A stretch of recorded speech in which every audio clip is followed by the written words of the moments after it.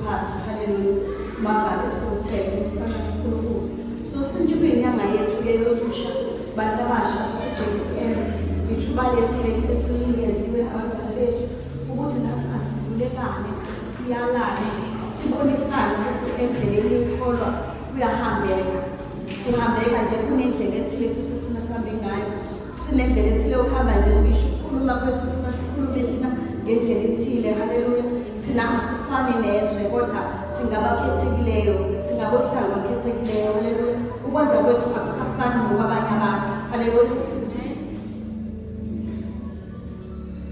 endleleni yethu yokukholwa bathandekayo siyiyouth ese-JCM kubalulekile ukuthi masihamba sibe nothembeka haleluya asithembeke singathembeki kumpostoli because umpostoli asihlala naye asiphili futhi naye kodwa thembeka kwenkolo thembeka kumongcwele ophila kwena ngaphakathi kwena thembeka kuwena uthembeke kuma-surroundings kwindawo ohlezi uthembeke kuwena uqobo haleluya kubalulekile lokho ukuthi ungasho ukuthi umfundisi akekho noma ngiyetha noma yikanjani thembeka kuwe uqobo uNkulunkulu ophila kuwe akabe isibonelo kuwena ezumuntu omusha even umuntu obukayo uhamba lapha yathi kuhlobo ubile yomuntu omusha ama-2K esenza ngalolu hlobo enza ngalo kuhloboni ye-2K leli akumuphi inkinga umuntu uhamba ukuthi kuhloboni leli ngane ey'nganeni esinazo namhlanje because kakhulu intsha namhlanje isilebheliwe ngendlela elebheke ngayo ngendlela ezingekho right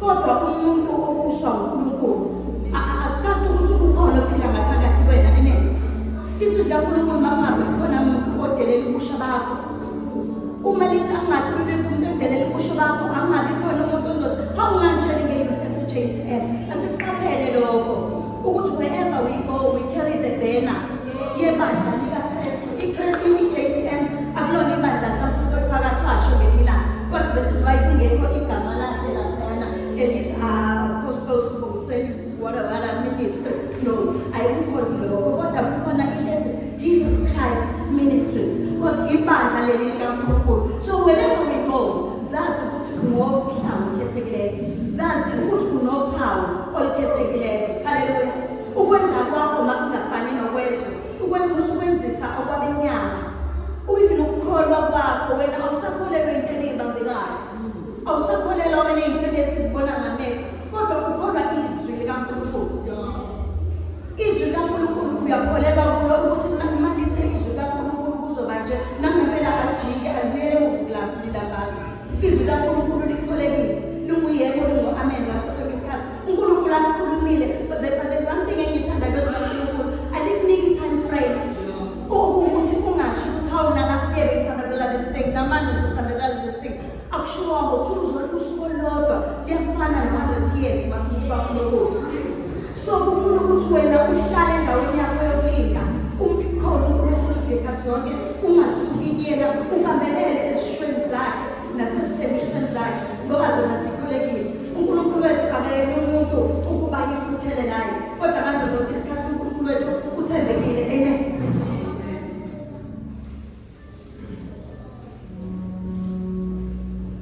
amazwi aphuma emlomeni wakho asithi isimo singasihambi kahle kodwa wena ukhuluma ukuphila phezu kwesimo kufana nonkosikazi waseshuneni eyathi ingane isilele isifile uthe umahlangana noGehazi umbuzo ukuthi kunjani noma wathi ayisiyaphila sonke ekhaya wakhuluma ukuphila phezu kwengane yayisifile kodwa wathi ayisonke siphilile konke kuhamba kahle kungahambi kahle ekhaya wena umzalwane wase-JCM khuluma ukuphila phezu kwe-situation mina mangithi ngibingelelo baba ngibingelelo mama ngiyababona baba bagcwele lapha phakathi kwaleli bandla because I believe ukuthi bakhona kwelikamoya obaba bakala e-JCM bakhona omama kukhona ogogo khona izalukazi khona omkhulu la e-JCM ngoba siyamkholwa uNkulunkulu uthembekile bathandekayo haleluya uhamba nathi ngey'khathi zonke so okwethu ukuthi sihlale ezwini lakhe haleluya sihlale ezwini lakhe even esikhuluma ngomkhulu wethu kube ukuthi sikhuluma into ephilayo ngey'khathi zonke haleluya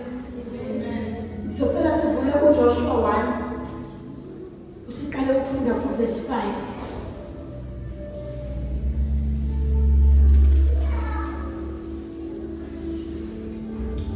Incwadi kaJoshua wazalwane ikhasi lokuqala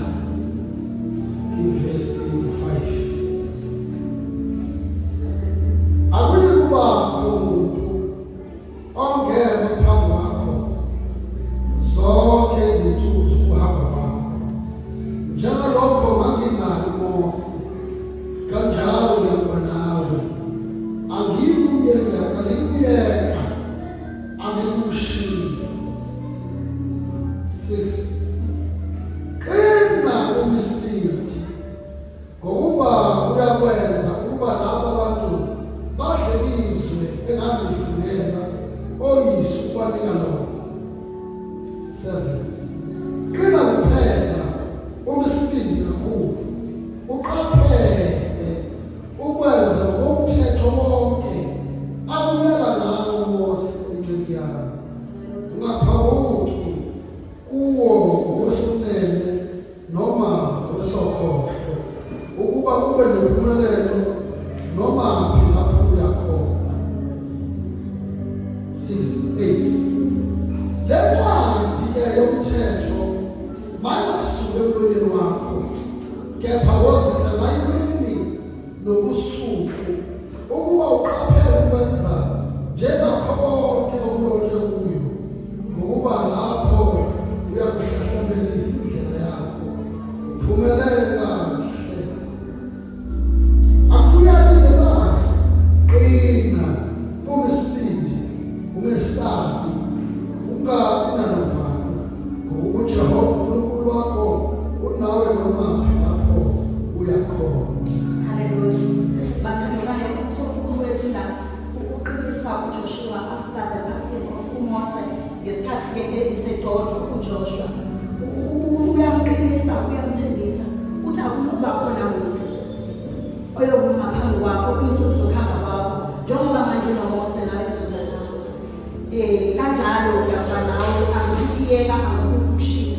uNkulunkulu wethu la is giving uJoshua the assurance ukuthi nginawe. As Joshua of this time, uNkulunkulu uqinisa wena umuntu omusha wase-JCM ukuthi unawe uNkulunkulu nakalokhu. uNkulunkulu akakakuzukushiya, uNkulunkulu uthembekile bathandekayo, akashiyani. uNkulunkulu akayena umuntu ohamba nawe bese eyajika endleleni. Kodwa la uJoshua siyeza ukuthi wayenezinto zakhe ezazama-difficulties kuyena, athi nathi uyazibheka azibona ukuthi ngenxa ka-1 no-2 angiqualify, kodwa uNkulunkulu wethu oqualifyisa the unqualified ones, ngokumvuma simthathe abe yinkosi nomsindisi wey'mpilo zethu. By so doing usenza siqualifye, usenza ukuthi sifaneleke nalakade singafanelekanga khona, noma bethiwa wena uphuma kandlwana ngokomthetho wasezweni. Izinto zinama-levels okwenzeka ukuthi ayi wena ukhona bani-ke, ayi wena uyayihluphekela awuhlalele emuva. Sifuna abantu la abazoba be-status esithile, sifuna abantu abazosilethela uhlobo oluthile la phambili. Kodwa kaJesu ayikho lolo.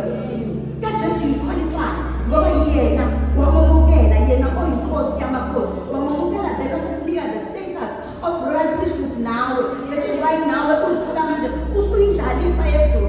So uNtosha ngifuna uhambe ungenavalo, ngifuna uhambe ungenakwesaba ukuthi into yakosibanibani leyo, into abantu abathile layo. No, eyakho ngoKristu Jesu owamukela nophila kuwe, eyakho nawe. Khona lezi zinto zothiwa ukuthi kuyenziwa la ngaphandle ubona ukuthi mina ngeke angiqualify ngoba uyaqualify umuntu omusha. Uyaqualify. Thatha that leap of faith uzazi ukuthi ubani. Okubalulekile ukuzazi ukuthi who are you in Christ. Akuve kubalulekile ukwazi your identity, because sometimes sothi mangabe sifika sisiya kuma-interviews u-applyile sobhizi kwe-interview uthi afika la ubone u-intimidate nje indlela agqoke ngayo, uzusabe wena uzidawuthe ungazazi ukuthi ubani. Zazi wena yourself. Uqala uyangena lapha ku-interview, ungena nokuzazi, then u-confident usumphethe lapho ungena phakathi. Sebenza bathi briefly tell us about yourself. Uyazi ukuthi uzothi ubani wena, because uyazazi uNkulunkulu-ke uNkulunkulu we-wisdom. Once waqala waba umethemba yena uvela hlale kuwe akungathisa amandla. Usuke nawe sometimes sophumile uzibuza ukuthi hayibo sona lona hlelo lesibisi bengilithathe isibisi nje sisodwa bengisithatha ini ngoba we know your position in Christ. So kubalulekile bathandekayo ubizwe kaNkulunkulu namhlanje lithi qina ume isibindi. Lithi qina ume isibindi ngokuba uyakwenza ukuba laba abantu badle izwe. Le izwe laseKetomelo, youth yaseKetomelo lilele kuwena ukuthi silidle sabazalwane base-JCM. ukwenza kwakho la ngaphandle ukwenza kwakho la ngaphandle udayisa uChrist la ngaphandle uzubuza ukuthi indlela omdayisa ngayo uChrist iyo yini indlela omdayisa ngayo uJesu la ngaphandle iyo yini azothi umuntu nokungashoka ukuthi umntwana kaNkulunkulu because not all the time mele ukuthi ukuthi umntwana kaNkulunkulu kodwa inkambo yakho lokukhuluma kwakho nokwenza kwakho ikona okwenza ukuthi uhluke wena ebese umuntu afike uthathe interest ukuthi who's this child wena indlela owenza ngayo izokwenza yini lokho iyawadonsa yini the moment idonsa amehlo omuntu la emhlabeni imagine ukuthi awadonsa kangakanani amehlo kaNkulunkulu ngakho imagine ukuthi amehlo kaNkulunkulu wadonsa kanti because thina siwofakazi isho njalo izwi kaNkulunkulu lithi sixaku sihaqwe isixuku sofakazi so inkambo yethu yonke iyamfakazela uChrist inkambo yakho uma imfakazela uChrist kangakanani lo umfakazelayo how much favor will you receive from the Lord if ukuthi wena inkambo yakho iyamemezela uChrist la uhamba khona uNkulunkulu ngeke afune ukuhlazisa igama lakhe ngeke akuthathe akufake in shambles ekwazi ukuthi uhamba le nkambo efunwa uye angeke uzuzihambele leyo nkambo leyo efunwa uNkulunkulu ngokwakho ukwazi ukuhlakanipha kodwa ukuhlala ezweni likaNkulunkulu that is why uJoshua laphaya that is why verse 9 etha ngiyalele na le ncwadi verse 8 uthi le ncwadi lomthetho mayingasuki emlonyeni wakho incwadi yomthetho is the word of God mayingasuki incwadi yomthetho emlonyeni wakho this is the manual esihamba ngayo this is the light izwi kaNkulunkulu lukhanya ezinyaweni zethu sometimes thina we do not know which direction to take kodwa mangabe ubuyizwe ezweni likaNkulunkulu izwi likaNkulunkulu uyidirect to the right direction izwi likaNkulunkulu at the right time uzoplace the right way divine awufunayo ngaleso sikhathi doesn't matter ukuthi yini obhekene nayo uNkulunkulu uthembekile he sees all the situations that we go through uma uzozenza umngane nezwi likaNkulunkulu ngesikhathi right uNkulunkulu uzotshala izwi bana noma usibona ukuthi ithemba lakuphelela lahlekela kodwa the moment uhlala ezweni likaNkulunkulu uzobuyisizwa uNkulunkulu ozobuyisa ukukholwa futhi wena again uzobuyisizwa uzofaka izwi emoyeni wakho ezobuyisa ithemba wena again uqale uzikholwa this is why thina ezabantwana bakaNkulunkulu sithi asinayo i-youth that will commit suicide because ihlala ezweni likaNkulunkulu isile lesikhathi la wena uzoba immense depression base ngoba izwi likaNkulunkulu izwi likaNkulunkulu liyikho konke esikudingayo kukho konke esikudingayo izwi likaNkulunkulu lithembekile ngakhathi zonke lingasiphi isikhathi la wena uzozivalela khona ekhoneni ungafuni inqaba nawe the moment lithi likuvalela ekhoneni buya thatha izwi likaNkulunkulu ngisho ungazi ukuthi which verse ukuze uzoyibheka just peruse in the word of God the Holy Spirit will direct you to the right way for that moment izwi likaNkulunkulu lithembekile bathandekayo so yintsha JCM I urge you today ukuthi inkambo yakho ukwenza kwakho makube okunye in line with the Lord uzokwenza kanjani lokho ngokugcina incwadi yomthetho ngokugcina incwadi yomthetho sike sakhuluma la sathi we will have i-homicide iyona izosiza to guide us kule ncwadi yomthetho iyona ezosenza sihlale ngoba uzothola ukuthi nami ngingedwa angazi ukuthi ikuphi ekufuna ngikwenze noma ngithi ngiyafuna ukufundiswa angazi ukuthi where to start izwi likaNkulunkulu likhulu lide libanzi angazi ngizoqala kodwa kwi-homicide that way sizoqala khona mhlawumbe nje sizinike ukuthi ake sifunde le chapter ubaba ufundise ngokuthi Sunday ake silandele lamavesi ahambelana nalela isho ukuthini by so doing you'll begin to understand the word of God kuthiwe i-maths it takes practice ukuthi uyazi i-mathematics ngokolimi lala emhlabeni it takes practice for you to understand it noma bawuyazi kodwa bona practice you'll end up acing it nathi naye ezweni likaNkulunkulu ake sizinike isikhathi nezwi likaNkulunkulu we spend so much time on TikTok we spend so much time on WhatsApp we spend so much time on Facebook ake spend isikhathi ezweni likaNkulunkulu ake sihlangane let us gather together sihlangane ukuthi yazi mina ngithemba ngabe ngifunda la ngi-understand ukuthi ngisho ukuthini le ndawo because mangithi ngiyafunda la then yabe siyangidini khona mhlawumbe omunye uzoyi-understanda better mhlawumbe khona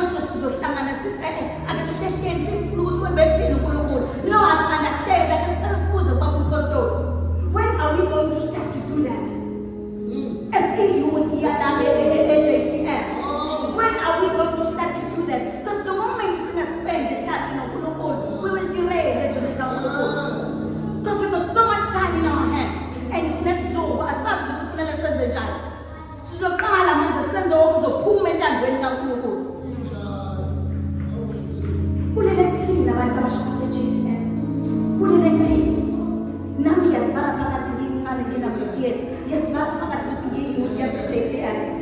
Kulele thina bafowethu, ake sihlangane, ake izwi likaNkulunkulu asilihle. Uthi uvesi 8 lencwadi yomthetho ayingasuki emlonyeni wakho, osidla ngayo ubusuku nemini. Kusho ukuthi uma uyalala hena scripture ozosifunda, before uvuke iba nevesi ozofunda. Phithizela ezwini likaNkulunkulu, tholakala ezwini likaNkulunkulu. Zijwayeze izwi, the moment ulijwayela nalo lizokujwayela. The moment uhlala ulifunda izwi likaNkulunkulu, ulifunda, uyenza ukuthi i-structure, abo bantu must-understand. The moment uyifunda, uzoyabuya usikole uHoly Spirit interpret again indlela wethu. Ubuke ukuthi hayi man, lento ngisho ukuthi. So bathandekayo, asihlale ezwini likaNkulunkulu. Amazwi okuphila ushanjalo uMpostoli Paul. Uthi bese suka kwesiyephi, ngoba amazwi wonke okuphila akuwe. Akuphatha ezwini likaNkulunkulu amazwi okuphila. So asihlale kuNkulunkulu ngayikhathi zonke, ukuze yena ahlale kithi. If thina sisondeza kuye, naye uzosondela even much more. Kunomhlabelelo engimthandayo uthi the glory of Jesus shines brighter and brighter. The closer I get is the closer I see the glory of the soon coming King. You know, the moment usondela is the moment kazimulo isondela kuwe. The moment usondela is the moment kazimulo isondela kuwe. Uyozoenda kuhlele kazimulweni kaNkulunkulu. Asithathe one step at a time. Bathandekayo, kubalulekile ukuthi asiqale somewhere. uNkulunkulu wethu uthembekile, lokho sikholelwa kona ey'nhliziyweni zethu. Unawo amandla okusenzela khona. Bathandekayo, yabona lesi sikhathi lesi esisiphoqile, let us utilize that time ukwenza izinto zikaNkulunkulu, bese sibuka uNkulunkulu ukuthi uzokwenza njani. Remember, izwi likaNkulunkulu lithi akekho umuntu owenzela uNkulunkulu okuthile bese uNkulunkulu angamenzeli lutho. Akwenzeki nangephutha. uNkulunkulu wethu uthembekile and akawadla amandla omuntu. uNkulunkulu wethu. So the moment sihleli kuye, the moment sizisoka yena, siziqinisa kuye, naye uzoqina kithi. We'll be able to see and understand izinto ey'ningi. We'll be able ukwenza izinto ey'ningi ebezisihlula before. Mina ngiyakwazi ukuhamba noNkulunkulu. uNkulunkulu uyethembeka wena uma ngabe uthembekile kuyena. Mina at all times ngicela ngithi I'm the living testimony yokuthi uNkulunkulu uyahamba nomuntu. uNkulunkulu uyahamba nomuntu from nowhere. uNkulunkulu uyamqualifyisa umuntu ongaqualify. uNkulunkulu uyenza abantu basale bebuzana ukuthi kanjani. Uyakwazi ukwenza uNkulunkulu ngoba yena mesefikile. Yena uNkulunkulu wendalo yonke. uNkulunkulu wabo bonke. uNkulunkulu wezimo zonke. Yena uma ngabe sefikile ngisho ukuthi bekunqunyiwe kodwa uNkulunkulu ngeke ahlule la. Kodwa uNkulunkulu mengabe engashongo, uzodluleza abantu babunkithe bese ngathi uyabhama bese edlula. Kanti uNkulunkulu ushayihlabekezi ukuthi owami phela lona. Ungeke uzukwazi ukunquma wena ngani. Bathandekayo ukuthi ukholekile uNkulunkulu wethu. Nginalawo mazwi nje, nginalawo bantu, nginalawo mazwi.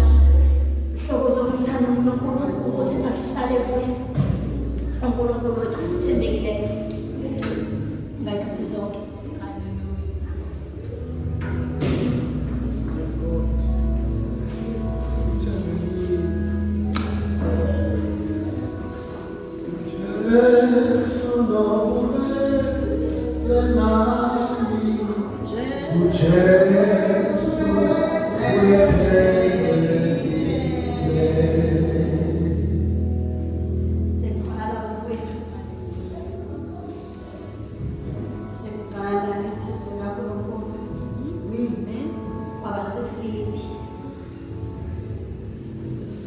Besine uvesi 13 wakhona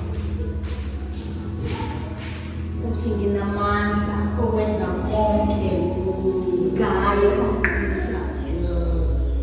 nginamandla okwenza konke ngaye oqinisayo. Some things may seem impossible. Some things may seem humanly impossible. Ezinye izinto ungathi uma ubuka wena uthi ezabanye. Kodwa izwi likaNkulunkulu namhlanje lithi wena unamandla. Wena not omunye umuntu, not oseceleni kwakho, hayi umuntu, kodwa wena unamandla owenza konke. Hayi ngamandla akho, hayi ngokwazi kwakho, kodwa ngaye uKristu oqinisa. Hallelujah. Ngifuna nje uhambe with that. Ukuthi noma ngabe iyiphi intaba ekade phambi kwakho, noma ngabe yini odlula kuyona, noma ngabe iyiphi the circumstance odlula kuyo, you have the power to overcome it for Christ that is in you. Hallelujah. Unamandla okuyinqoba ngoKristu oqinisayo.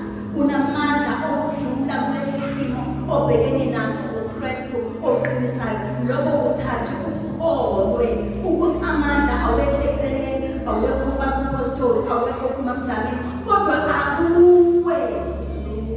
akuwe amandla. Unleash the potential.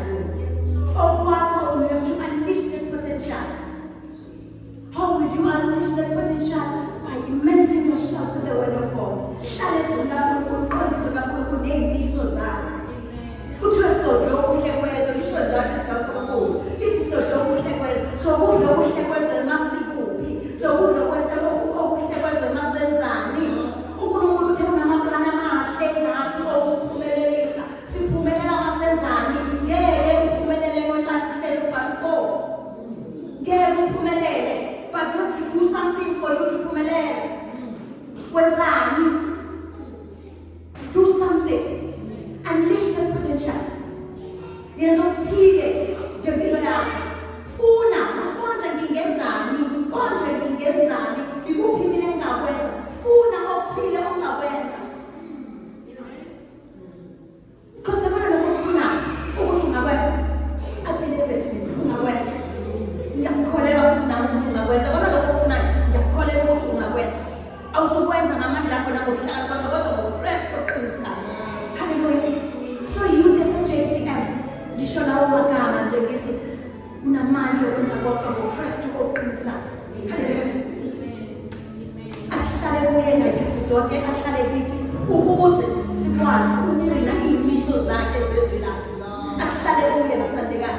uNkulunkulu wethu uthembekile. Mina baye bangangikholwa abantu ngakithi mina eyami i-degree ngayifunda ngo-100 rand. 100 rand varsity. 100 rand lo kunenyathi. Phela. Yaphela i-degree yonke. Imali nje ngayikhipha mina kwaku-100 rand. Then uNkulunkulu lo oqualifyisa le-unqualified one, yena wangenza nga-qualify. If akwenza kumina angavinjwa yini kuwe? If akwenza kimi angavinjwa yini kuwe? Sukuma intsha yase-JCM yenza okuthile. Yenza okuthile sikahle manje sukuJune njengamanje intsha yethu kahle i-youth month wethu vele uphakathi nendawo.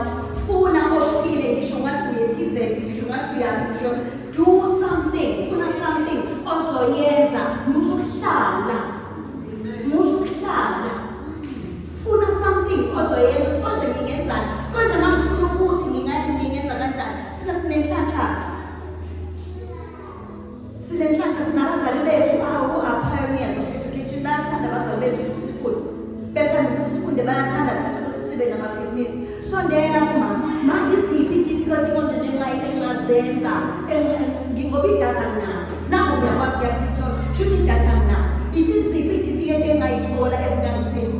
U-apply bathi mina sifasonze njani, mangiyala i-TVET kunjani, bathi kuvuliwe kwenziwa njani. Do something. Let us do something. Uthi betha kafuni no-matric yo-10. I think iwagcina kwa-skills ngo-grade 10, I think. Kwa-skills. Grade 9, uyazwakhe. Uma kuwukuthi ngiyawubona mina u-matric wami ukuthi indlela oyiyona ngeke ukuthi uqualifyise. Kulokho okwenziwile ngaba-grade 9, konke engakuthola engakwenza. Akukho engakuthola ngakhona ukwenza. Sizobona umsebenzi wakho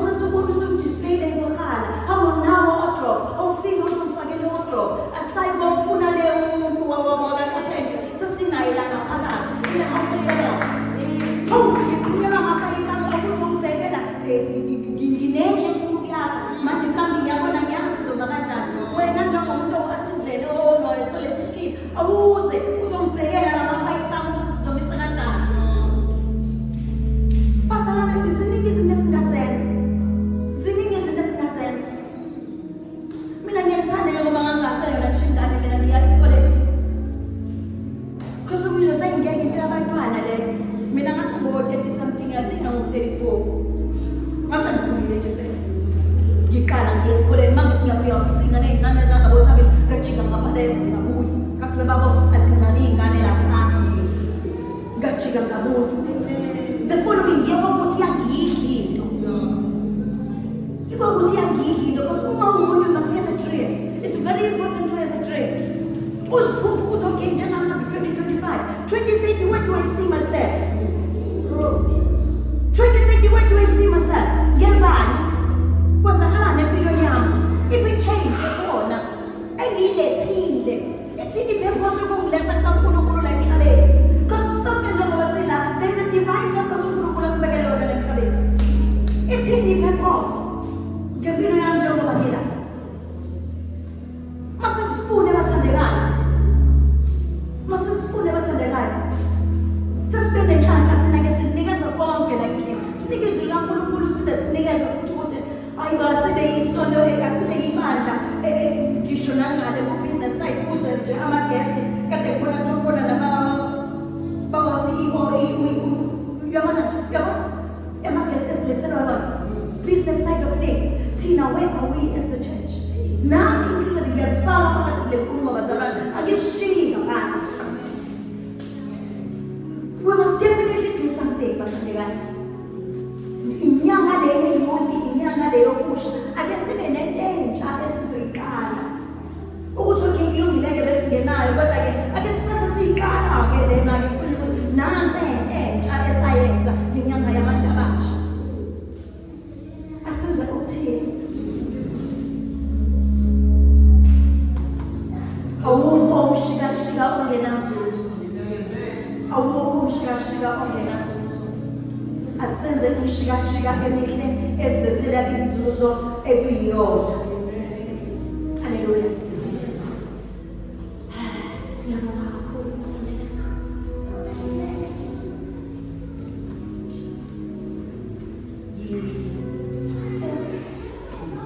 Siyabonga madathina ngiyibuka nje le ndaba uma ngikiza nesuka la usuka ngo-11 vele ubapostela sizothatha kusuka ku-11 nyakuphela thina kuvele kusuka ngo-10 past.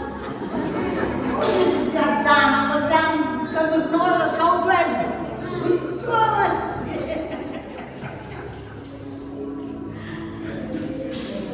bathandekayo ya ngicela ukuyivala ngibuyisele u-MC wethu kulelo zwi nje elothi sinamandla okwenza konke ngoKristu osiqinisayo. Haleluya. Lunga subiu